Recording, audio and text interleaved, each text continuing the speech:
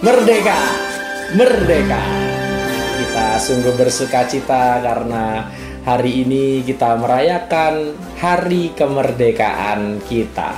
Oleh karenanya, untuk membungkus kesukacitaan kita hari ini, mari kita mengawalinya dengan berdoa dan merenungkan firman Tuhan. Mari sebelum kita merenungkan firman-Nya, kita tunduk di dalam doa. Ya Tuhan, kami mengucap syukur karena sepanjang perjalanan kehidupan bangsa ini, Engkau memberkati kami. Kemerdekaan Engkau berikan, sehingga pada saat ini kami boleh merasakan kebebasan untuk berelasi, untuk bekerja, untuk menjalani hari dengan kesukacitaan. Oleh karenanya pada hari ini kami akan merenungkan firman-Mu.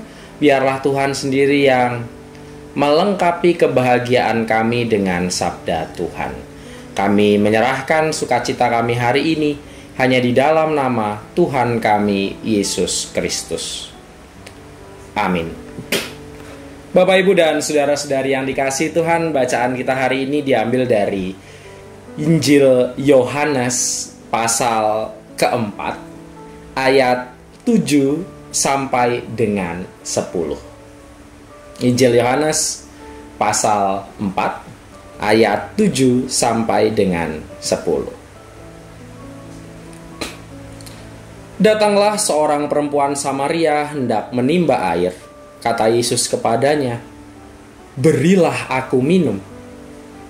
Sebab murid-muridnya telah pergi ke kota membeli makanan. Kata perempuan Samaria itu kepadanya, "Bagaimana mungkin engkau seorang Yahudi minta minum kepadaku seorang perempuan Samaria? Adapun orang Yahudi tidak bergaul dengan orang Samaria."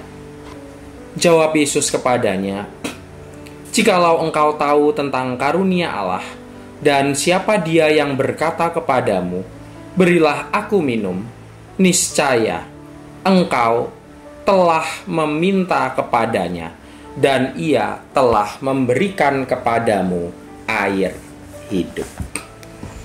Bapak, Ibu, dan saudara-saudari yang dikasihi Tuhan, berposisi sebagai wanita Samaria pada teks Yohanes pagi ini bukanlah hal yang mudah.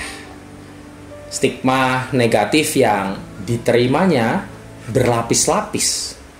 Yang pertama, sebagai seorang perempuan yang hidup di zaman itu, kekuasaan dan dominasi laki-laki sangat kuat. Belum ada kesetaraan gender seperti saat ini. Belum lagi hal yang kedua, identitas sebagai seorang Samaria membuatnya dipandang hina oleh lingkungan Yahudi saat itu, sehingga membuatnya tersisih secara sosial. Dua hal tadi rasanya belum cukup. Tuhan Yesus pun membuka latar belakang perempuan ini. Ia adalah seorang wanita yang sudah 5 kali kehidupan pernikahannya gagal, bahkan yang tinggal bersamanya dengan saat ini bukan suaminya. Tentu dari 3 hal ini tidak ada lagi penghargaan yang diterimanya sebagai manusia utuh, baik di depan bangsa lain ataupun di depan bangsanya sendiri. Buktinya terlihat jelas dari kebiasaan wanita ini mengambil air siang hari seorang diri. Padahal biasanya waktu itu ibu-ibu mengambil air pada pagi hari secara berkelompok. Ia sengaja atau mungkin diminta untuk tidak bersama-sama berkerumun dengan ibu-ibu lain. Namun berbagai stigma negatif dari manusia lain nampaknya tidak dihiraukan oleh Tuhan Yesus. Bahkan Tuhan mendekat, mengajaknya berbicara, dan meminta kepadanya air. Bahkan dalam kelanjutan kisah ini, Tuhan Yesus juga memberitakan keselamatan kepadanya.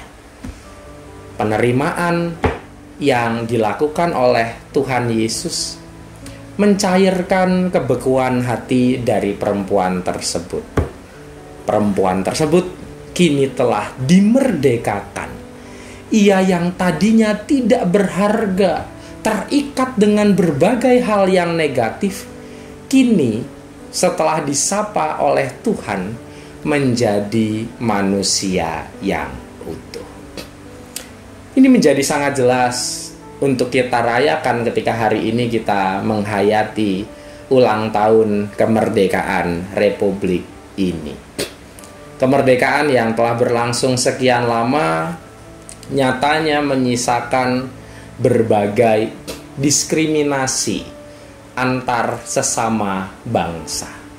Mulai dari kelas sosial yang berbeda sehingga kemudian kita menjaga jarak, mulai karena penyakitnya yang kita anggap najis, yang kita anggap hasil dari dosa, mulai karena permasalahan perbedaan-perbedaan lainnya seperti agama, suku, ras, membuat kita terpisah dengan yang lain.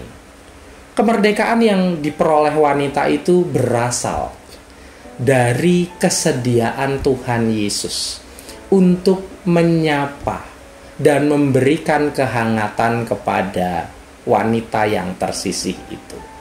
Oleh karenanya pada hari ini kita pun dipanggil untuk menyampaikan sukacita dan kehangatan bagi orang-orang yang selama ini tersisih.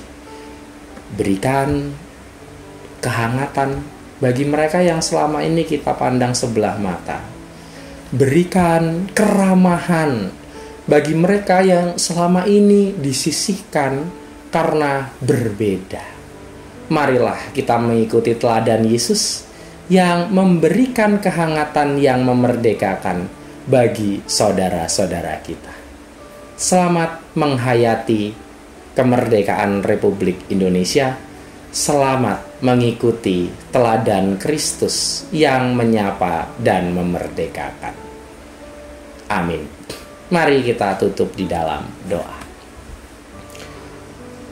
Di hari kemerdekaan ini, Engkau memanggil kami untuk menyapa dan memberikan kehangatan bagi saudara-saudara kami yang selama ini berbeda dan seringkali kami pinggirkan.